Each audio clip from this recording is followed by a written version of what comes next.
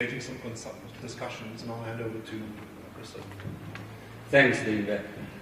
I hope that the team has got about 60% of the information that they should have, at least 60%. But I'm sure that there's quite a lot that can come from the audience here and obviously the greater Melville community. Excuse me. If we can structure the discussion as per the presentation, if we can start with the land use analysis that was done. You know, if there's anybody who wants to add anything or to have a discussion around that, we can do that. And then we'll go to the social economic part of it, then the urban management part, and then the transportation part. Now, all of these different sections which provide the base information are extremely necessary and useful when you start talking about a plan. Remember, we're talking about a plan for the future, and the precinct plan lifespan, according to council regulations, is 5 years. You know, so we need to look at Melville 5 years hence. What is it going to look like, and what will be that foundation that we will be establishing for beyond the 5 years? So it's important that we have all the information that we can have to make sure that we have it and that we can start building a plan that the City Council, obviously in collaboration with the local community, can start implementing. You would remember that the last big plan that was done in this area was the strategic area framework for the corridors of freedom. And I don't know how many people were at those meetings, and they were quite fiery and feisty meetings. And it took a while to get to a point where we had sufficient consensus. And that's the purpose of these interactions, you know, that we can get to a point where we have consensus between all the different stakeholders on a plan that we can present to council, for council to then approve. Council can start with the capital expenditure that's required to make that plan work, just as a background.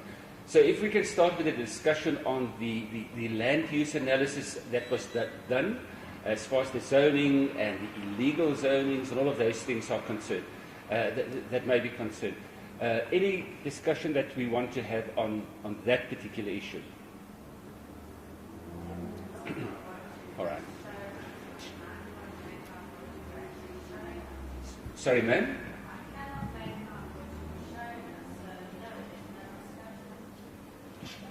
All right, but we have...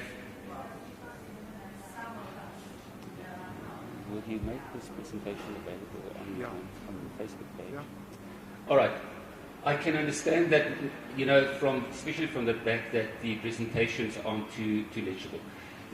Denver has created a Facebook page. Denver, what do you call it? I love Melville.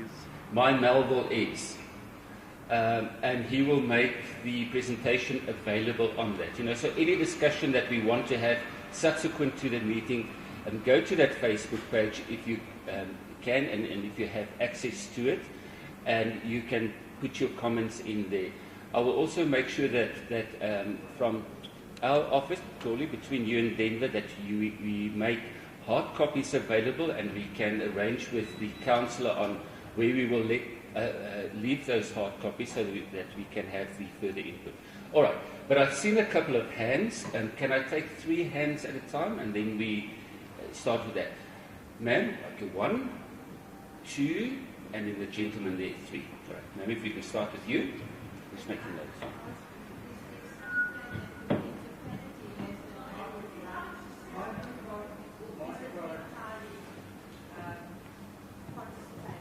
All right, so the question is there a plan that the council wants to see, or is this an open public participation?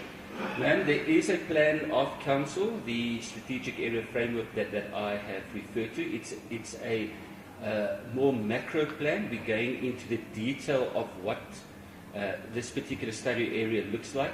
So for the study area itself, there is no plan. Excuse me. And that's where we starting from scratch, going forward from here. Right?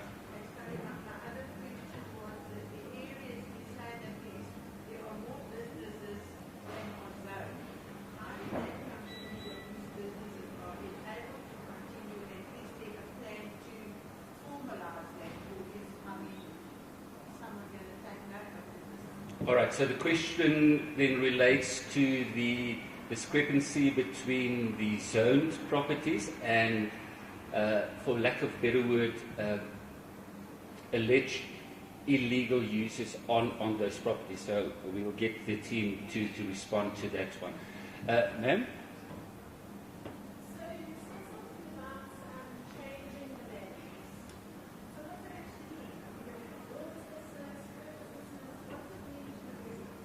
All right.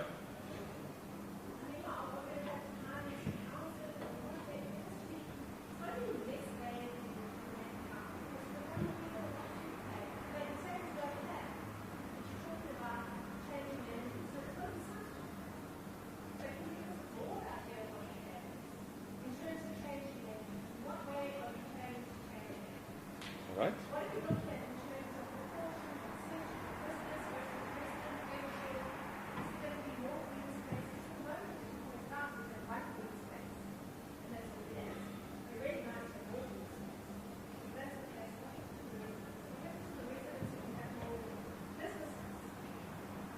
All right, ma'am, there's no plan. There's no plan whatsoever, apart from the strategic area framework, which gives you a high-level idea of what can happen. So all the questions that you are asking are the answers to those questions are the answers that we will be getting from the community on what they want, where they want it, and how they want it, if there are any changes to happen. There is no plan. Literally. Sir?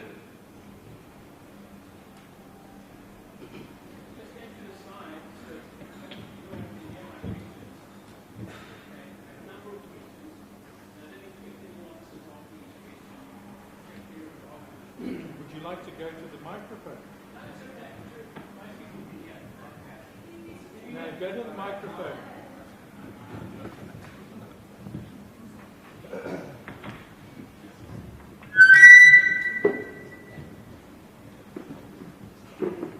Is there a karaoke facility on there? Shall we start with the background music? I serve on the Melville Residents Association Committee, and this has been the subject of some discussion, and there are a number of concerns which exist amongst some people in the committee which I'd like to share and see if you have any response for us this evening.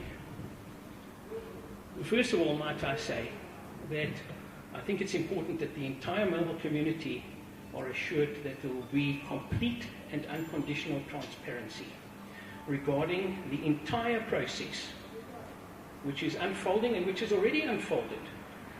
I met with Denver a couple of weeks ago, and I saw a document which was prepared by the City of Johannesburg for potential applicants for the tender. And I found 9 separate references in that document to densification. I would like to see, and I'd appreciate it if this could be put on the Facebook page, the document which was prepared by this team and submitted to the City of Johannesburg to get this tender. I'd like to see what this team has said about densification in particular, because that's the big thing that all of us are worried about. I'd like to see that document. You know, there's a massive densification project unfolding right on our border. I don't understand why Melville needs to be part of that. I cannot understand it. Isn't enough up the road? And my concern, and I'd really appreciate it if I could receive this, this reassurance, that this precinct plan is not a soft sell for further densification in this part of Johannesburg. It really worries me that this is what it is. From what I've heard this evening, it appears as though we have been told of a demand, a need for densification and the change in land use in the area. I would really appreciate also seeing on this Facebook page copies of the needs and desirability studies which have come to this conclusion. Studies must have been done. I'd like to see them and have a look to see whether I agree with those studies. Surely studies must have been done for you people to stand up and tell us that there's this need. I'd like to see those studies in writing.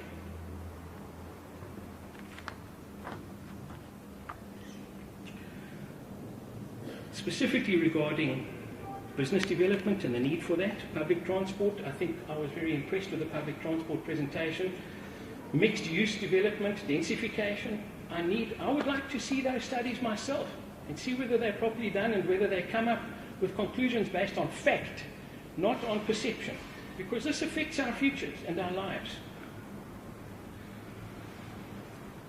I say this with respect, but I don't like feeling as though I'm a laboratory rat, where some kind of project is going to be embarked on. Whatever happens in the next 5 years for our precinct plan is irreversible. If mistakes are made, we're the guys who pay the price with our property values and with the lifestyle and quality of life that we've enjoyed, and that's why we moved here in the first place. I'm very concerned that that is going to be interfered with unnecessarily. We're not an annex of UJ. We really are not. And it concerns me that there is a perception that there is a student housing problem which we must absorb and deal with in Melville. My actual questions. I'd like to know what your view is on public participation. What is this meeting for? Is it so that you can tick a box to say that you've addressed the public and that the public appear to be happy? Or does it go further than that? What does our input mean to the decisions which you're going to take and the recommendations you make to the City of Johannesburg? What does it really mean?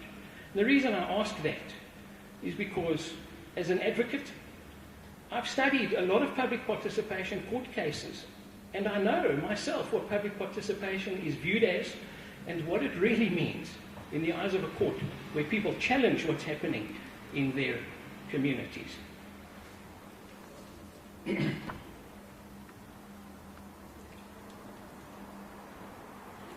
I think it's this lady who asked the first questions hit on a good point, and I'm interested to know how it is that we got to the point where there's such a disparity between zoning and land use. And it appears to me as though for the last 20 odd years, perhaps even longer, there's been a huge problem with enforcing existing land use in Melville. And it now appears as though there's a desire to legitimize that illegal land use by rezoning properties and rewarding landowners who have illegally utilized their properties. Not happy with that.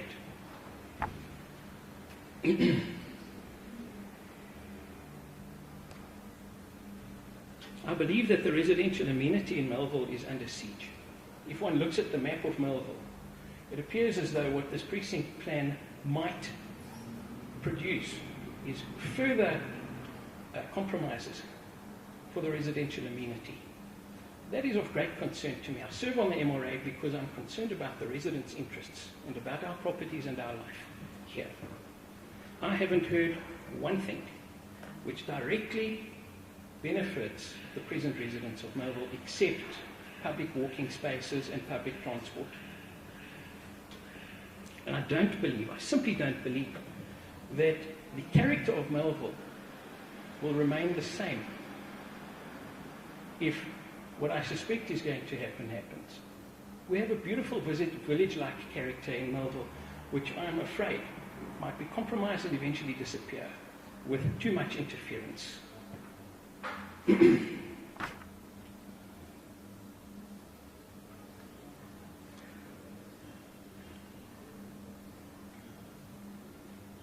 I don't know how the various participants in this precinct plan were selected. I don't know how they came together. What I do know, of course, is that the team that's been entrusted with this study and with engaging with the community, there's obviously a financial reward for this. I don't think it's being done on charitable grounds, and I accept that. That's a reality. But I'm really concerned about how much this is by the community for the community, and I'd really appreciate some reassurance on that. Lastly, I think that there is an ever-increasing crisis regarding illegal communes in Melville, and it concerns me that these are going to be legitimized and in fact multiply in our suburb. Communes are a dreadful risk for certain amenities in the neighborhood, especially regarding noise and various other problems, overcrowding and complete lack of law enforcement. That's about it. I hope that something has come out of these things that I've shared with you that hit the right nerve with you guys, and that you remember to press home for answers.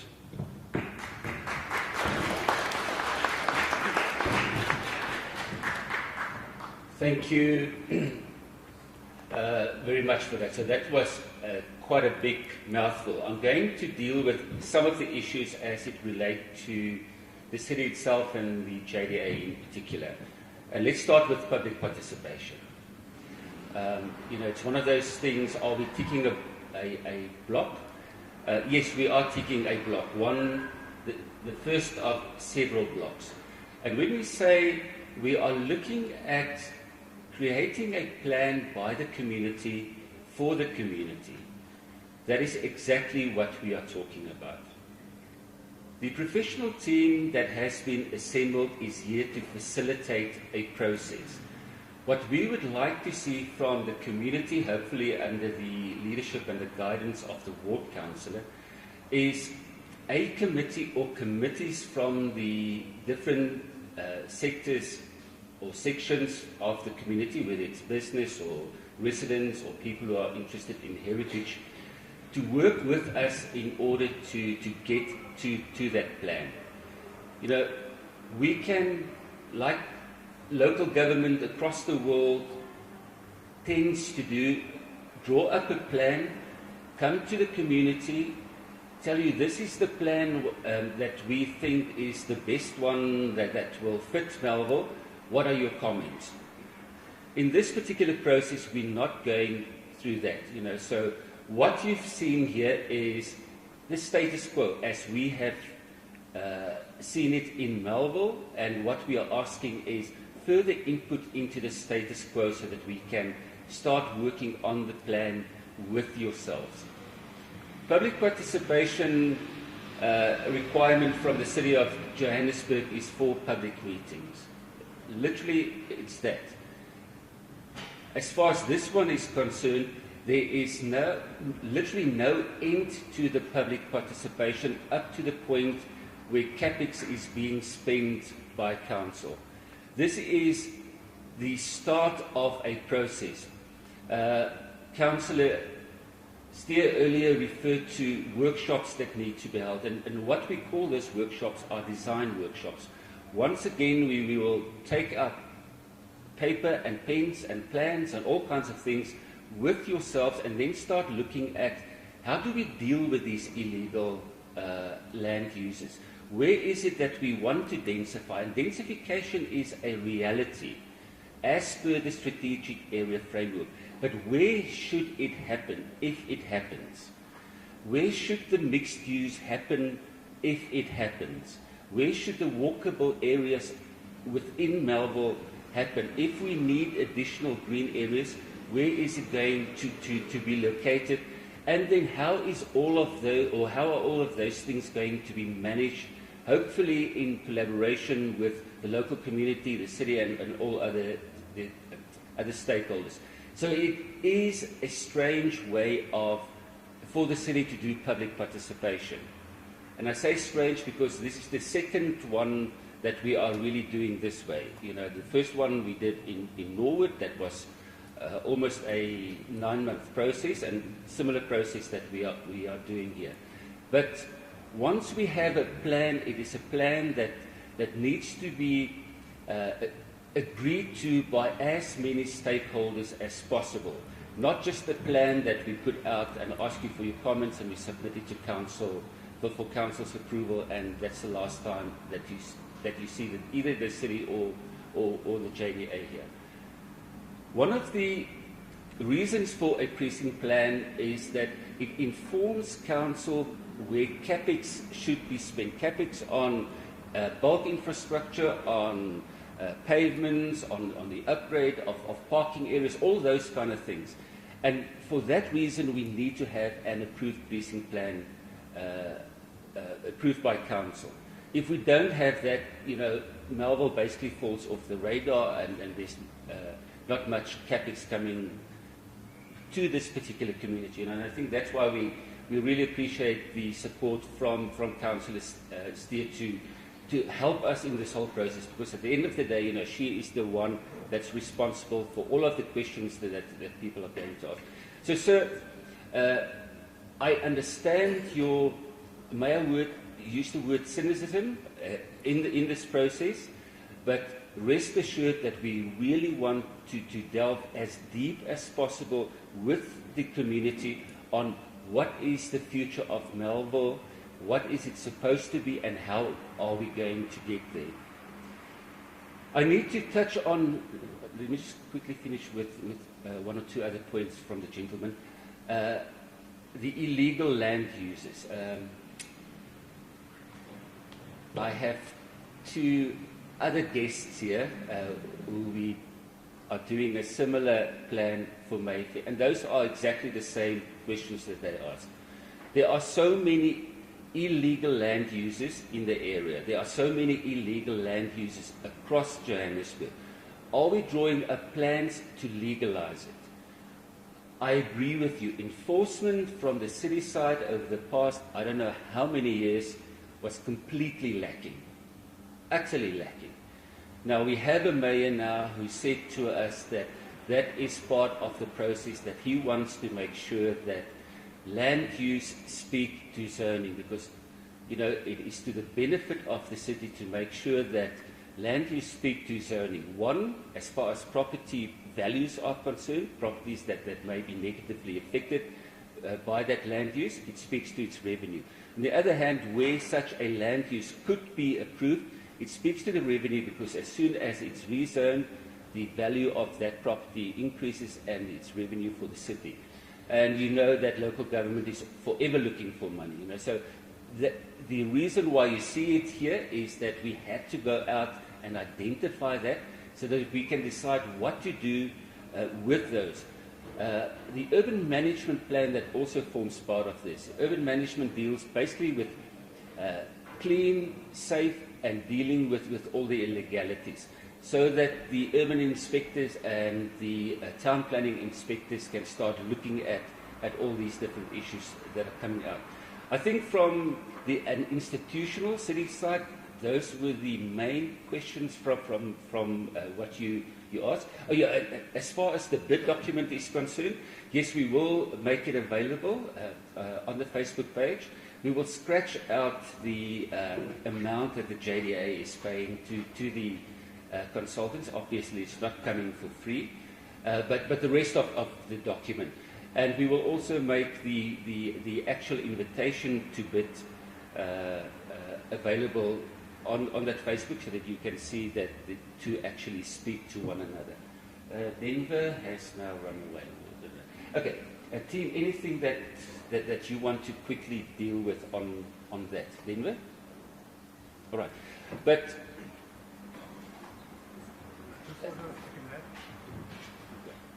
I just want to add, and I think you said it quite succinctly, but I just want to repeat that if we don't participate in this process, we won't get the benefits of it, and it's squarely on your shoulders. And I don't. So in other words, after this session, we have to plan a workshop, a design workshop, where you and I and everyone else who's interested sit with these plans and say, where do what go? Where do we want pavements that are cracking up? It's not great. Where do we want to have something about a green space? Where do we want those to happen? So those are the things. It's what you want.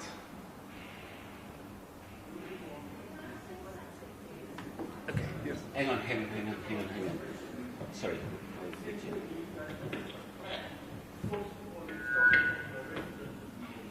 Sorry, come again, sir. I didn't hear you.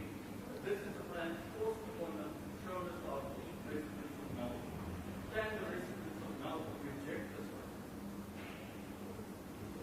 Okay?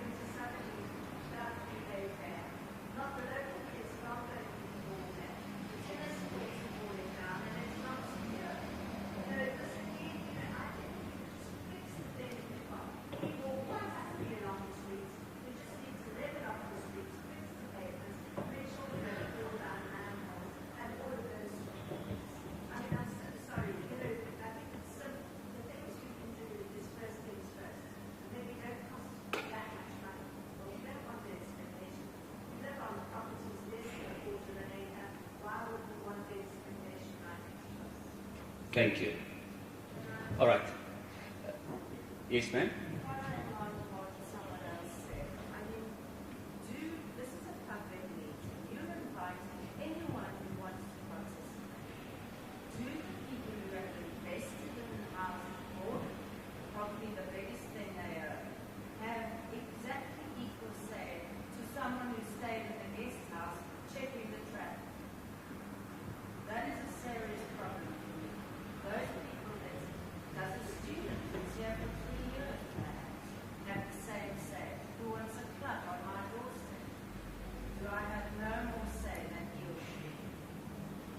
Ma'am, public participation, may I just quickly deal with that? Public participation is public participation. You know, it's anybody who has an interest in an area, whether you visit the place or whether you live there or whether you work there or whether you drive through there. It is an interest that somebody has in it.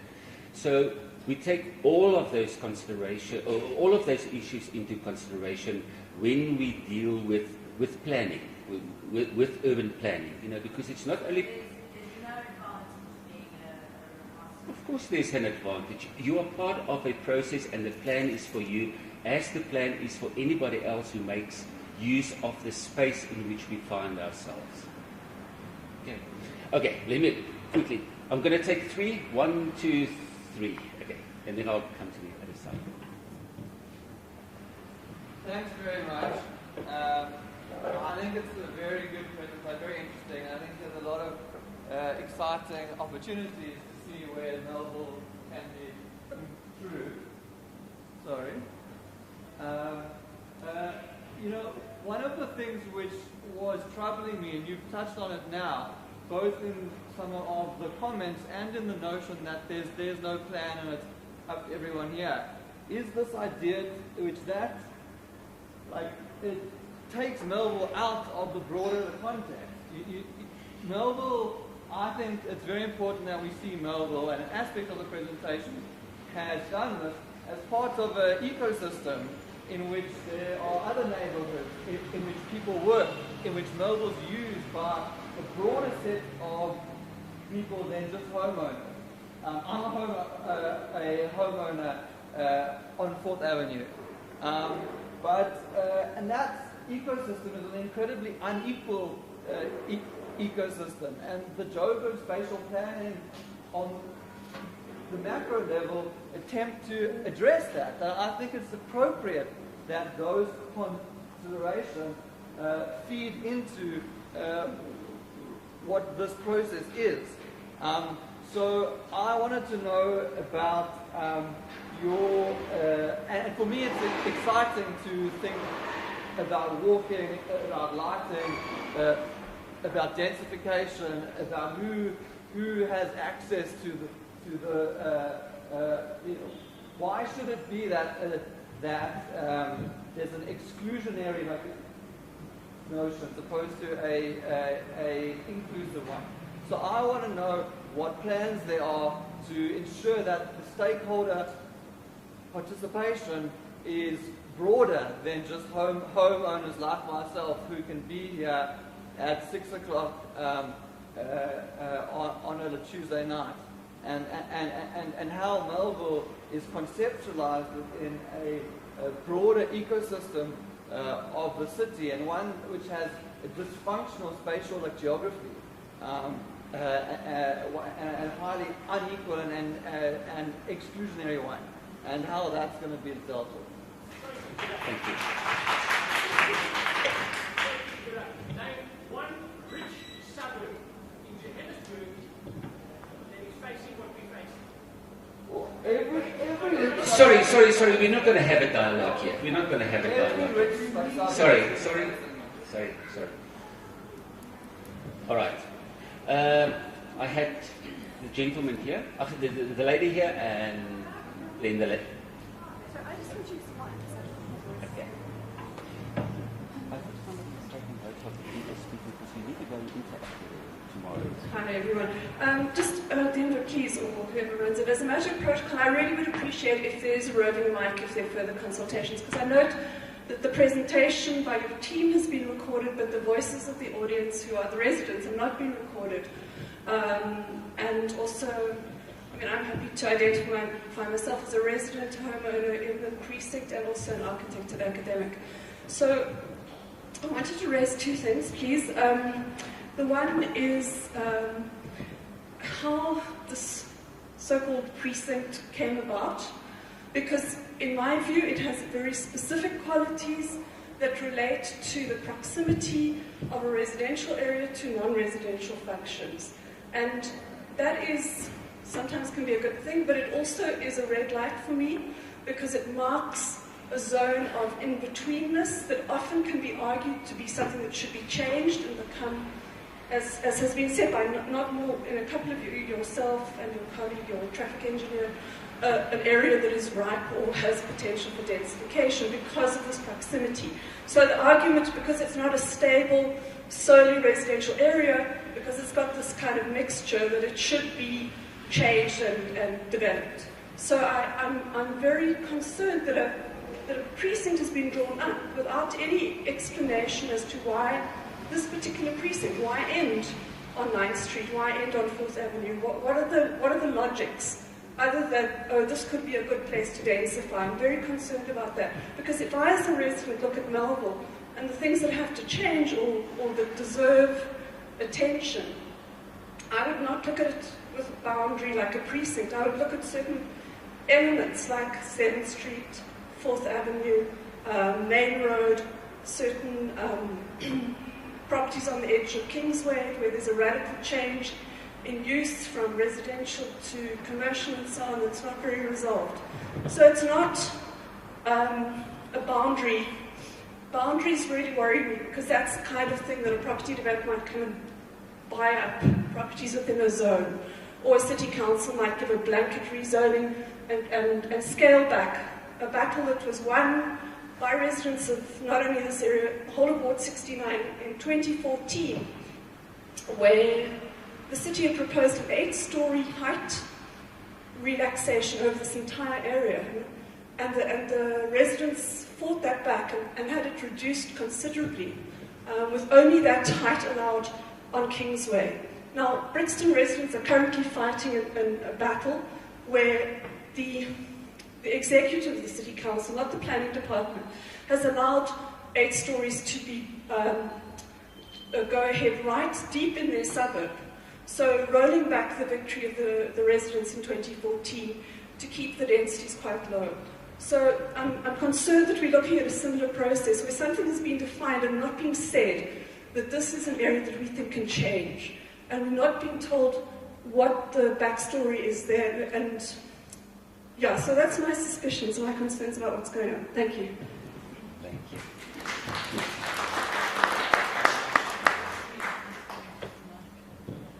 Thank you very much. My point is that I think we need to seize the opportunity to work on this plan, and like the gentleman said previously, I think we can't take the view that we need to defend and protect what we have or what we thought we have in Melville. The entire city is changing, whether we like it or not. It's not only that it's. Kindly let me finish. It's not only that we need to deal with major issues of spatial injustice, the entire city has to deal with that, and that is part of what the Corridor of Freedom is all about. And by the way, there were many participatory processes around the Corridor of Freedom. that Empire Kingsway corridor is an asset of the city. It doesn't belong to Melville residents only, and we've got to deal with the fact that we've got higher order issues and facilities in our neighbourhood that are abutting us that we need to embrace and deal with. And many of the densification discussions come from that participatory process. And it's not only that kind of thing that's changing. There's less capacity, there's less money available to do things like land use enforcement and zoning enforcement. We've just got to face the reality that things are changing and we need to find ways to shape that as best we can. And so I think we must really embrace this process and find ways to make our mark as best possible. I think also that we have a similar question about, is it only property owners that get to participate in this? There are many users, renters, commuters that come through Melville. They also have a voice and an ability to shape. They're part of the economy of Melville as well as the social life of Melville and everything else. So I think it is important, certainly in places like Orange Grove, I think people renting haven't had a voice at all, and it's been dominated by property owners. And there are arguments in favour of the investment that property owners have made, but we've got to have a bigger vision about all of this and find ways to balance it. So, for example, one of my questions would be, why have the steps at the bottom of 7th Street been locked off and closed off and barricaded all these years? That's part of an important commuting route. If there are issues of urinating and poor lighting and whatever, we've got to deal with that. We've just got to confront these horrible realities and deal with it. So, Sorry, ma'am. Sorry. I'm a resident and property owner in Melbourne. Thank you very much. All right. Yeah. Yes.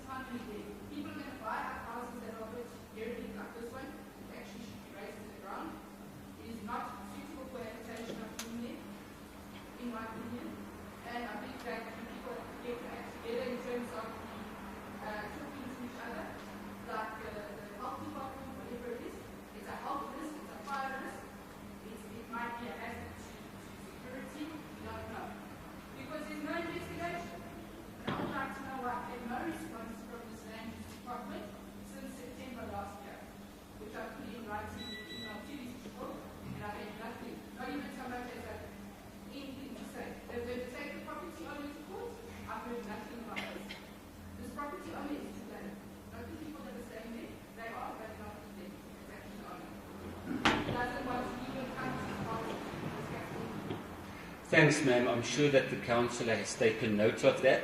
That's not the issue that we are discussing here, but I understand your frustration, and if you can just have a chat to Councillor Steele, who I'm sure will take it up. Ma'am, yes, at long last. Sorry that I was problem. rude. I'm a property owner in Richmond, which is actually bordering Melville. Nowhere in this presentation was that taken into consideration. What is the traffic in our area? What is going to happen when you do the Melville Precinct? What is going to happen to the Richmond people? We already have communes going up there illegally. So what is going to happen? You're going to push them out of Melville and push them into Richmond. It's not fair. All right. We note that. And then the gentleman here. So you had your hand up? You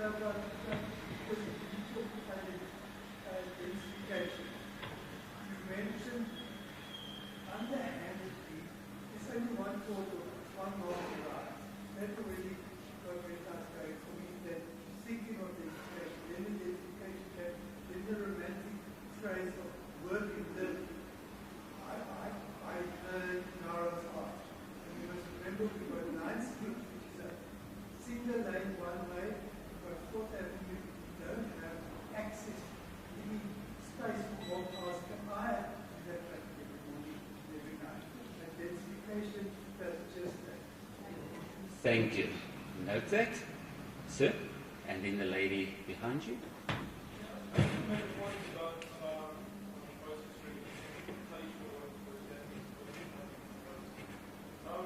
I have different views from a lot of my colleagues about the vision of the future of Melville should be. I agree with colleagues who say that Melville does exist in the ecosystem, there's concerns with the way the ecosystem is, etc. And I think you're going to find that if you speak to a range of people across Melville, different kind of stakeholders, property owners, people who are just etc., you're going to find a range of different positions. So I'm not entirely sure what this process is supposed to be. We're sitting here, some people are raising certain concerns they have about traffic flow, some people are raising concerns about densification, etc. All of these are legitimate concerns. I agree that we exist in the border since like it's not a border issue that you can take into account. You know, we have to deal with. But nevertheless, we need to have a proper process where people can think through these issues in ways to solve it up. We may end up coming up with an interesting future vision of this combination. We may not. But if we just constantly have these processes where we put our plans, we have a few people who may have some reaction to statements, other people who may have some statements which say that everyone else is reactionary positions are wrong, we're only going to end up about completely the same way we are right now. So until you guys come up with a proposal about how we are actually going to have a proper process that we can all engage properly, put some vague suggestions that we can sit together and make a plan. And we plan.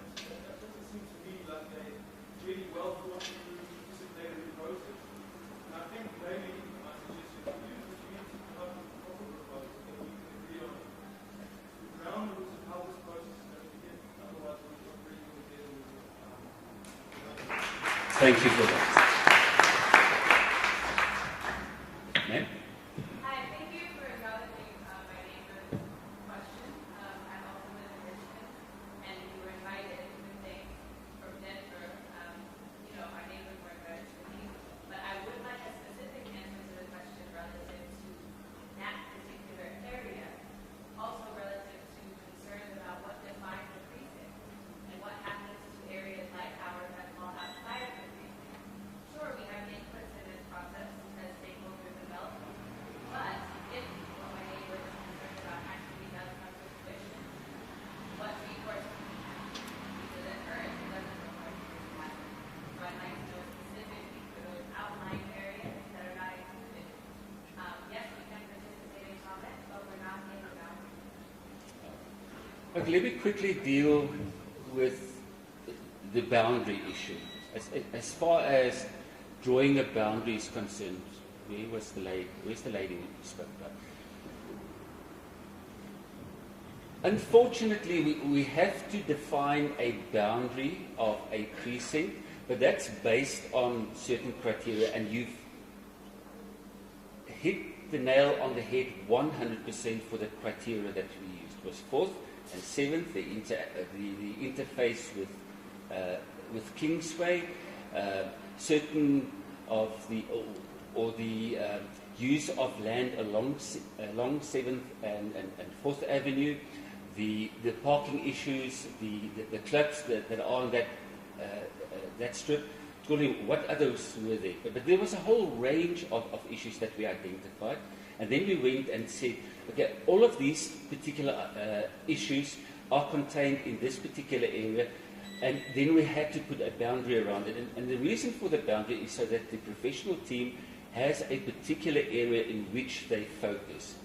We do put that in context, the two ladies who asked, which comes from the spatial development framework of the city, which is part of the broader planning of the city. A precinct plan is literally a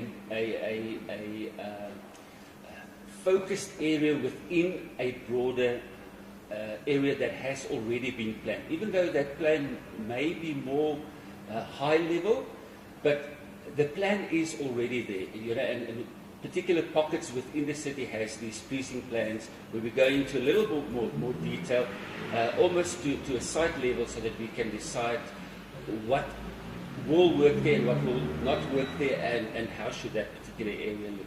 Now for Richmond, we with the JDA, I'm not quite sure whether there is a precinct plan. We can find out from City Transformation. There may be one, but it could well be 20 years old or something like that. But I'll ask Tolly to just check for the Richmond area if there is a plan, and whether City Transformation has a plan to draw up precinct plans for Richmond in the area. But when you do a precinct plan, you do look at it in a wider context, because whatever happens here has an impact on the wider area, and whatever happens in the wider area has an impact here. So that's why, especially on the transportation side, socio-economic side, that is what they're already looking at, because traffic comes from one area, it drives through Melville to another area, so we do look at the bigger area than just Melville itself. But when it comes down to land use and built form, it is that particular precinct that we look at. All right. The gentleman has spoken about a process going forward, and we have alluded to the fact that, or I have, that we would really like to get people to make themselves available to walk this process with us over the next couple of months. So it is really interacting with people who either see themselves as champions of the area or influential in the area, or with a particular interest, even if that interest is your own property. So if you would want to be involved in the detail of this plan, we would love for you to be available for that. And the team will make sure that we get your contact details. We will invite everybody who is on the attendance register tonight, and I hope that you all have signed that with your contact details, to all the meetings and all the workshops that will be happening. The team will also be engaging with different stakeholders on a smaller scale, whether that's business or the faith community, residents themselves. The Melville Resident Association will obviously be one of the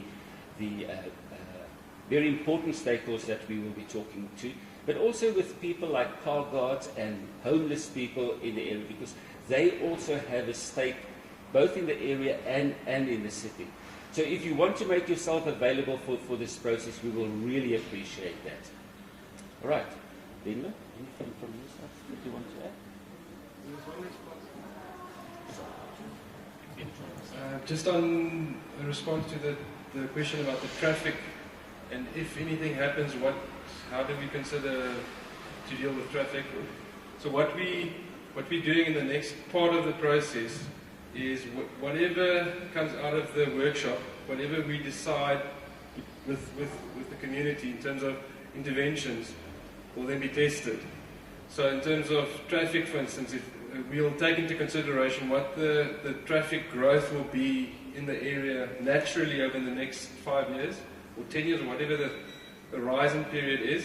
And if there are any sort of intervention that we propose, then we would test that with a technical modeling process. So what we're doing at the moment for the status quo, which unfortunately isn't 100% complete yet, is the traffic count that we have done. We analysing the level of service of the 10 intersections that we did count, to see where there are currently some issues with congestion in the mornings or in the afternoons or on the weekend. So that will all be taken into consideration. So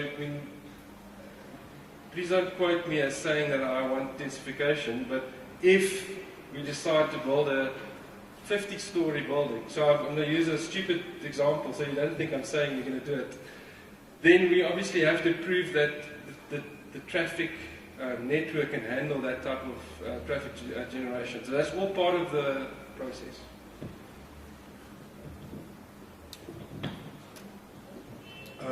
Just about the precinct and how it was defined is that it is related to the corridors of freedom and how we start to use, get access and make it more accessible for people who wants to start using public transport. So, for example, Lothbury 7th and 4th becomes a higher order way of making it more attractive to want to be able to take transport so that it's safer, so that it's easier to walk, so it's better lighting. So those are some of the ideas that contributed to creating some of those. How do we define those areas? In terms of the workshops, the next step for us is to decide on whether we have a design workshop this Saturday or the next Saturday, and we can still define the venue, but we can't do it without you. We're only going to facilitate it. So we're going to put up big plans on the table, and we're going to, in a structured way, start saying, okay, so some paving doesn't work and some lights needs to be upgraded, or what are those plans? So we need to sequentially create this vision for ourselves and this future of when things start in a way that's sustainable. So that is the next plan, and subsequent to that is what Toby said, we like to test those things. There are some more questions. I don't know if you want to take them. You take that gentleman, and I'll come back to you soon. So I really appreciate what you're doing so far. I think it's a good study of what's actually happening, although we should put together what's actually happening. Like, for instance, the sidewalks that are here and like, I live with 2 young kids at first have to do it on my wall here, and I have to take a street because they go out late. So those are things we have to look at. Also, the comparison of Melville to the whole of Johannesburg, that is interesting, but I don't think it's the right comparison. If you compare it to our suburbs, I think you can compare numbers, but I think this is a really good starting point to get to plan together for good neighborhood. Thank you for starting point and all participating for our plan. Thank you. Mr. Advocate. Yes. Not too long. Only 2 questions. I asked earlier whether copies of the needs and desirability studies, which I assume have been done to come up with this presentation, please be made available to us. Could you please consider making that commitment? We can see those studies which you have quoted. And secondly, I know the gentleman that spoke, just sitting behind you there, was using the words, if we decide. Okay? Can the City of Johannesburg modify and alter your recommendations if they wish? How much do your recommendations count? All right, let me just start with the first one, need and desirability. There are no such studies. None whatsoever. Remember, need and desirability comes in when you do a rezoning application, and it's up to the applicant then to prove need and desirability. But there are no need and desirability studies for densification of any area in Joburg. Densification comes from the Growth and Development Strategy 2040 with the urban boundary around Joburg and the growth that, excuse me, the population growth that's anticipated over the next 24 years. So, so if you want to go and have a look at the GDS, it is on the Joburg website, and look at the spatial development framework that speaks to that. But that's where the whole concept of densification comes from, is that we cannot grow Johannesburg horizontally anymore, it needs to go vertical. Now, how would you then justify that a particular property should turn into high density property? But we are not justifying anything. So we're not justifying it. We have not started with a plan. That's why I want you to be part of that process. Your colleague behind you spoke about strategic densification. Strategic densification is referred to in the strategic area framework already. Remember I said that that plan has already been approved? So where is the strategic densification going to happen? And that's what we want from the community of Melville to assist us with. All right. That was need and desirability. What was the other question? Sorry. Your needs and desirability. Oh, the 50th story. They don't exist. I beg your pardon? Yeah. Say that there's no no need to feasibility study. And secondly, can the City of Johannesburg alter or modify your recommendations that you make to them? All right. Or is your recommendation going to, is there an undertaking that the City will follow your recommendation as per the final product? No, we will not be making any recommendations without the input of the community. The recommendations will go to the City Council to approve it. They may amend those, but they will not amend those without coming back to the community. That is the process that the city follows. The city would want to make sure that the community has been involved in this whole process. Remember earlier I said the city only wants 4 public meetings, or 4 meetings in this whole process. We do a whole range of these things. So once this is presented to the council, it would have gone through all kinds of committees within the city.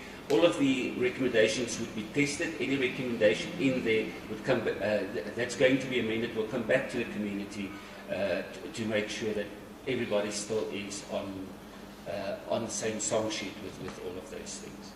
All right. However, remember we said earlier we would want to have some input into the status quo that was presented. Is this what Melville looks like? So Denver is going to put that presentation on the My Melville East Facebook page. Please just make a note of that. We will also send it to the Melville Resident Association, so if you don't mind, and we will send it to Councillor Steer, and please send it around, give input into it. Denver has alluded to a design workshop that is going to happen. We will come back to you 14 days in advance before we have such a workshop.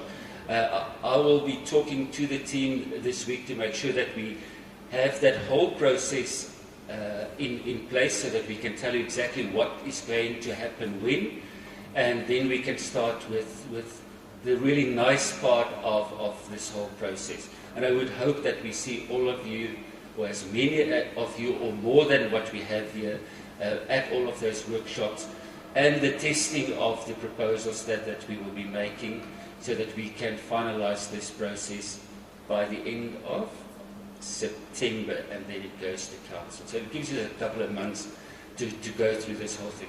But please, I am going to close the meeting now. I see people are becoming jittery. Just make sure, if you have any input that you want to give the team, they are here. If you want to be involved in this whole process, and please be involved, just make sure that we have your contact details so that we can approach you even on an individual